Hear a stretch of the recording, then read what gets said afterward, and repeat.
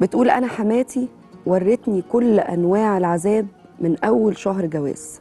كرهتني في كل حاجة.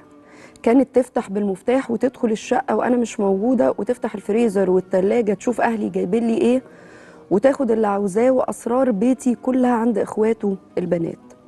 كانت بتحرض جوزي عليا ويجي يتخانق معايا ساعات، وساعات يضربني.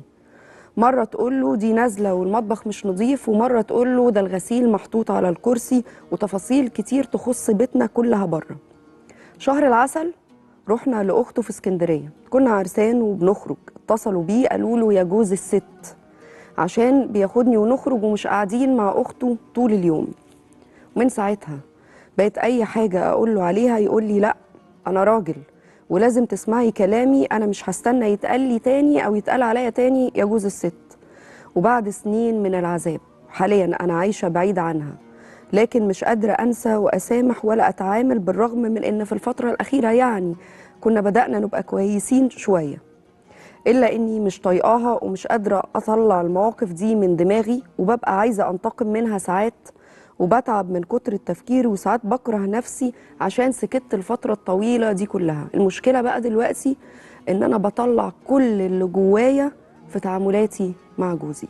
دلوني وقولولي أقدر أعمل إيه. ده سؤال هنجاوبه ضمن أسئلة تانية كتير مع فضيلة الشيخة عويضة عثمان أمين الفتوى بدار الإفتاء المصرية، وإن شاء الله في انتظار تليفونات حضراتكم وأسئلتكم. فضيلة الشيخ سلام عليكم وأهلا بحضرتك. وعليكم السلام، أهلا وسهلا بحضرتك.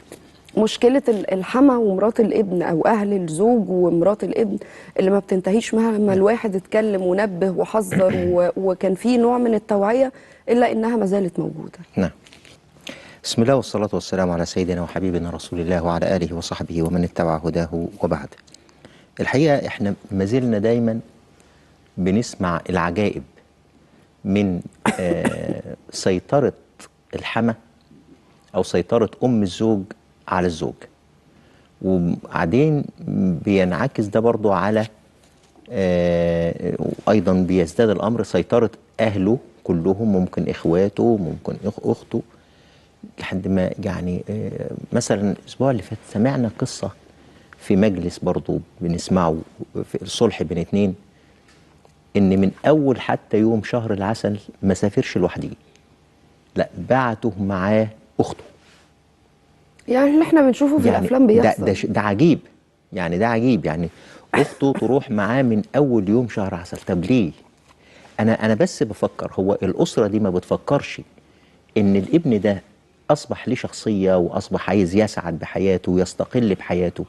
هو الناس ما برضو عليه بتفكرش. جزء، الزوج عليه برضو جزء كبير لازم من ينبههم، الغلط. لذلك لازم الزوج يكون صاحب شخصية قوية. يا جماعة أنا بقى ليا بيت مستقل، ليا زوجة ما حدش يتدخل في حياتي، أنا اللي أخد قرارات بيتي، أنا اللي أتعامل مع زوجتي.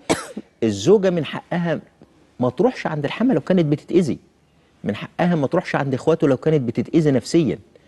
ليه؟ علشان إحنا دايما بنقول حاجة من الاتنين، يا إما هي هترد الإساءة بالإساءة لحماتها أو لعماتها زي ما بنسميهم إخوات جوزها، أو إن هي هتفضل تكتم في نفسها لما تنفجر في جوزها.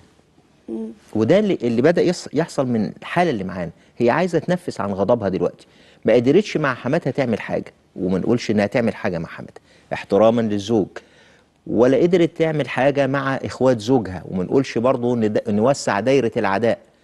فبدأت إن هي تبص على زوجها وبدأت تنفذ غضبها في زوجها، مع إن الحياة بدأت تستقل.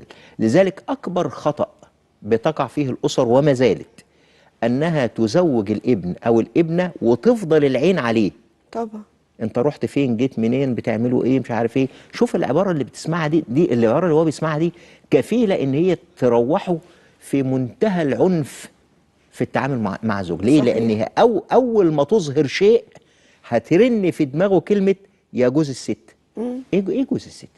كلمة وحشة إيه قوي اللفظ اللي الحقيقة، هم بيقولوا؟ يعني ما وكيف يصحش أبدا. إزاي هم يرضوا على نفسهم يقولوا على أخوهم كده، وزي الأم ترضى إن الإخوات يقولوا له كده؟ فطبعا دي كلها تخليه عنده مشحون. أول هي ما تتكلم كلمة عايز على طول يطلع رجولته وغضبه عليها، فده هيسبب إما إلى انفجار الزوجة وإما إلى هدم البيت. وده اللي بيحصل. فلذلك أنا شايف الزوجة عاقلة قوي. ليه؟ لأنها عدت جزء كبير بتقول سنين طويله. سنين طويله، وده جميل جدا انها قدرت تتحمل. اظن اللي جاي هيبقى سهل ان شاء الله, يعني لذلك اللي حضرتك عملتيه انك انت تحملت الفتره اللي فاتت، ده شيء جميل قوي. تحملي لحد ما توصلي لبيتك لبر الامان، وتبيني ان يا جماعه الزوج ليه حياته المستقله، وهو يعرف ان الزوج ليه حياته المستقله. وكلنا يا جماعه نعرف ان لو قلنا نسبه الطلاق 41% بنؤكد 13% او 14% بسبب تدخل الاهل. صحيح. فده يعني نسبة كبيرة جدا ان حالات الطلاق، يعني الحالة دي لو كانت اتطلقت لا قدر الله كانت بسبب تدخل الاهل. يعني نفسي او نجوز ولادنا وما يكونش عينينا عليهم، لا ادوهم مساحه خلاص بقى، احنا بالضبط. بنينا وحطينا الاساس وكل حاجه وكبرنا، ده صحيح. هم ليهم حياتهم بقى خلاص. ده صحيح. فربنا ان شاء الله يهدي سرها. امين يا رب. واستحملي، وربنا ان شاء الله يعني يرزقك الخير باذن الله فيما بعد ان شاء الله.